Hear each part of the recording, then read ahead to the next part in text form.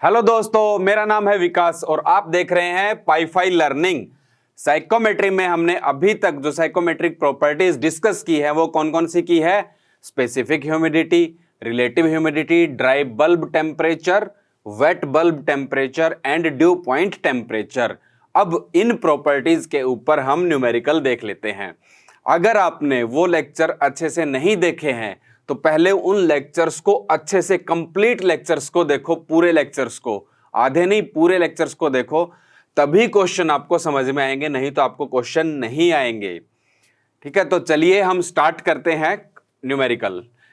Numerical क्या given है? A typical sample of ambient air 30 degree centigrade and 75% relative humidity is at standard atmospheric pressure if saturated steam pressure at 30 degree centigrade is 4.25 kilopascal, then find the amount of moisture in air in kg per kg of dry air and partial pressure of dry air। ये question है, तो पहले जो question को analyse कर लेते हैं कि क्वेश्चन में क्या क्या डाटा गिवन है।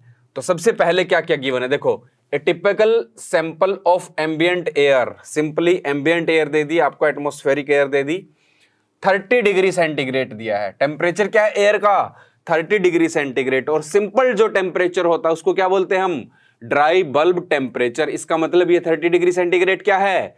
डीबीटी। तो सबसे पहला जो गिवन डाटा है वो है आपके पास DBT equal to 30 degree centigrade. Okay, उसके बाद 75% रिलेटिव ह्यूमिडिटी, ये तो डायरेक्ट ही गिवन है। रिलेटिव ह्यूमिडिटी आपको पता है 5 से रिप्रेजेंट करते हैं, और ये कितनी है? 75%। 75% मतलब 0.75 रिलेटिव ह्यूमिडिटी है। और क्या गिवन है? Is at standard atmospheric pressure, ये दे दिया है स्टैंडर्ड एटमॉस्फेरिक प्रेशर, यानी कि ये एक्चुअल में किसका प्रेशर दिया है? एयर का प्रेशर, एम्बिएंट एयर का प्रेशर, एटमॉस्फेरिक एयर का प्रेशर। और एटमॉस्फेरिक एयर में क्या होगा? वेपर भी होंगे और ड्राई एयर पार्ट भी होगा, तो दोनों का मिक्स दिया है, यानी कि टोटल प्रेशर है। स्टैंडर्ड एटमॉस्फेरिक प्रेशर क्या है? Total pressure. तो हम इसको लिखेंगे पीटी।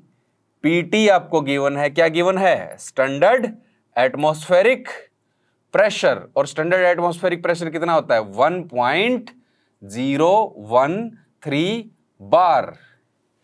ये आपको बार में पता है 1.013 बार होता है स्टैंडर्ड एटमॉस्फेरिक प्रेशर। उसके बाद क्या गिवन है? यहां तक हमने पढ़ लिया है। इसके बाद if the saturated steam pressure, इसने दिया है saturated steam pressure at 30 degree centigrade. 30 degree centigrade पे सैचुरेटेड स्टीम प्रेशर है 4.25 किलो पास्कल। और फिर से आ जाते हैं लास्ट लेक्चर पे। लास्ट लेक्चर में हमने पढ़ा था कि ड्राई बल्ब टेम्परेचर जब आपको गिवन हो, उस टाइम पे ड्राई बल्ब टेम्परेचर पे जो सैचुरेटेड वेपर प्रेशर होगा, जो सैचुरेटेड वेपर प्रेशर होगा, स्टीम प्रेशर, स्टीम का मतलब क्या है? वेपर। सैचुरेटेड स्टीम प्रेशर या सैचुरेटेड वेपर प्रेशर, देखो यहां पर लिख लेते हैं, क्या दिया हुआ है? Saturated vapour pressure at DBT 30 degree पे गिवन है आपको, 30 डिग्री सेंटीग्रेड पे सैचुरेटेड वेपर प्रेशर। और ड्राई बल्ब पे सैचुरेटेड वेपर प्रेशर क्या होता है आपका? ये होता है पीवीएस। क्या होता है? पीवीएस। यानी कि आपको पीवीएस गिवन है, और पीवीएस की वैल्यू क्या है? 4.25 किलो पास्कल। ये किलो पास्कल में है, तो इसको भी किलो पास्कल में कन्वर्ट कर लेते हैं एटमॉस्फेरिक प्रेशर को, और किलो पास्कल में कन्वर्ट करेंगे तो कितना हो जाएगा? 101.3 किलो पास्कल। क्योंकि यहां पर लिख देता हूं मैं, 1 बार की वैल्यू होती है, कितनी होती है? या तो इसको लिख लो 0.1 मेगा पास्कल, या इसको आप लिख लो 100 किलो पास्कल, या आप इसको लिख लो 10⁵ पास्कल। ये होता है बार का पास्कल में कन्वर्जन। तो ये किलो पास्कल में कन्वर्ट किया तो 100 से मल्टीप्लाई करेंगे, और 1.013 को 100 से मल्टीप्लाई करोगे तो कितना आ जाएगा? 101.3 किलो पास्कल। ओके, ये आपको पीवीएस मिल गया, यहां से पीटी मिल गया, फाई आ गया, ड्राई बल्ब टेम्परेचर है। और क्या गिवन है? और तो कुछ गिवन नहीं है। उसके बाद कह रहा है then find the amount of moisture in air. Moisture फाइंड करना आपको एयर में, और किसमें? In kilogram per kilogram of dry air, moisture in kg per kg of dry air. यानी कि यहां से डायरेक्टली कंफर्म भी कर रहा है कि आपको स्पेसिफिक ह्यूमिडिटी के बारे में पता है या नहीं पता, उसकी डेफिनेशन आपको याद है या नहीं है। तो स्पेसिफिक ह्यूमिडिटी ही होती है। स्पेसिफिक ह्यूमिडिटी क्या होती है? किलोग्राम ऑफ वेपर पर किलोग्राम ऑफ ड्राई एयर। यानी कि ये जो पूछ रहा है ना, moisture of air in kg per kg of dry air, तो moisture in kg per kg of dry air, इसको क्या लिखते हैं हम? W। यानी कि W की वैल्यू पूछ रहा है आपसे क्वेश्चन में क्या पूछ रहा है? W की वैल्यू पूछ रहा है। और क्या पूछ रहा है? And partial pressure of dry air. Dry air का पार्शियल प्रेशर भी पूछ रहा है। किसका प्रेशर पूछ रहा है? ड्राई एयर का, यानी कि PA पूछ रहा है। PA की वैल्यू क्या होगी? तो ये क्वेश्चन है आपका। क्वेश्चन आया समझ में? ये क्वेश्चन है। अगर आपने अभी तक जो लेक्चर्स नहीं देखे हैं तो आप इस क्वेश्चन से ये डाटा नहीं निकाल पाओगे। तो आप पहले उन लेक्चर्स को देखो अच्छे से, तभी आप ये डाटा निकाल पाओगे। इसके बाद हम करते हैं क्वेश्चन को सोल्व। क्वेश्चन को सोल्व करते हैं तो हमसे पूछा गया W। तो W specific humidity. Specific humidity W क्या होता है? इसका formula 0.622 PV divide by PT minus PV। अब क्वेश्चन में एनालिसिस करते कि हमारे पास क्या क्या है। हमारे पास PT है, बिल्कुल है, ये रहा PT। PT की वैल्यू आपके पास है, PT आपके पास है। PV तो मुझे दिखाई नहीं दे रहा है, PV हमारे पास नहीं है। तो अगर हमारे पास PV होगा तो इस फॉर्मूले में पुट कर देंगे हम, W की वैल्यू मिल जाएगी। तो फिर PV कहां से निकालें? तो फिर से देखते हैं कि हाँ, ये फाई गिवन है और फाई में PV होता है। फाई वाले फॉर्मूले में PV होता है। रिलेटिव ह्यूमिडिटी, फाई का फॉर्मूला क्या होता है? PV डिवाइड बाय PVS, और PVS क्वेश्चन में गिवन है। PVS यहां पर गिवन था, ये रहा PVS, आपके पास PVS भी है। तो फाई की वैल्यू पुट कर देंगे। फाई की वैल्यू कितनी है? 0.75 इज इक्वल टू PV हमें निकालना है, डिवाइड बाय PVS। PVS की वैल्यू 4.25 किलो पास्कल। तो इसको इधर मल्टीप्लाई करेंगे, 0.75 into 4.25 is equal to PV।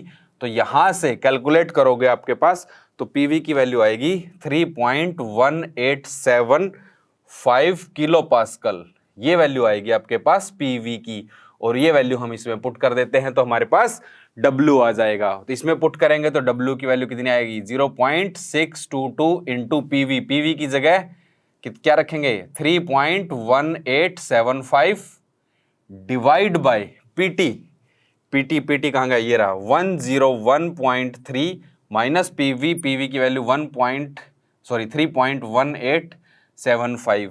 तो यहां से आप W की वैल्यू निकालोगे तो 0.02 किलोग्राम वेपर पर केजी ऑफ ड्राई एयर, इसी को निकालना था।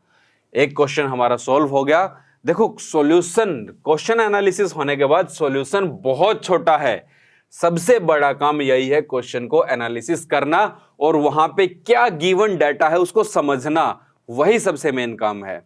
अब क्वेश्चन सॉल्व हो गया हमारा आधा। उसके बाद पूछ रहा है, क्या पूछ रहा है? Partial pressure of dry air. Partial pressure of dry air कैसे? PT जो होता है टोटल प्रेशर, टोटल प्रेशर में दो कंपोनेंट होते हैं, एक तो होता है partial pressure of dry air और एक होता है पार्शियल प्रेशर ऑफ वेपर। तो यहां से PA की वैल्यू निकालोगे आप, PA क्या हो जाएगा? PT minus PV। PV को उधर लेके जाओगे तो माइनस का हो जाएगा, तो PA की वैल्यू PT माइनस PV। तो यहां से सोल्व करेंगे, PA is equal to PT कितना है? 101.3 माइनस PV की वैल्यू 3.1875, ये आपके पास आ जाएगा 98.1125 किलो पास्कल। ये आया आपके पास PA। तो यहां से हमें PA भी पता चल गया और PA भी निकल गया हमारे पास, W भी निकल गया। क्वेश्चन बहुत इजी था, क्वेश्चन में कुछ नहीं था, बट यही प्रॉब्लम है। प्रॉब्लम सिर्फ एक ही आती है कि आपको डाटा एनालिसिस करना आना चाहिए, और इसके लिए आपको पुराने जो लेक्चर्स हैं, यहाँ से साइकोमेट्री जहाँ से स्टार्ट होती है वहाँ से वो लेक्चर्स है वो सारे देख लो अच्छे से, गारंटीड आप क्वेश्चन को बहुत इजीली सॉल्व कर लोगे। तो ये हुआ हमारा एक क्वेश्चन। इसके बाद हम पढ़ेंगे नेक्स्ट क्वेश्चन, तो इस क्वेश्चन में हमें इतना ही।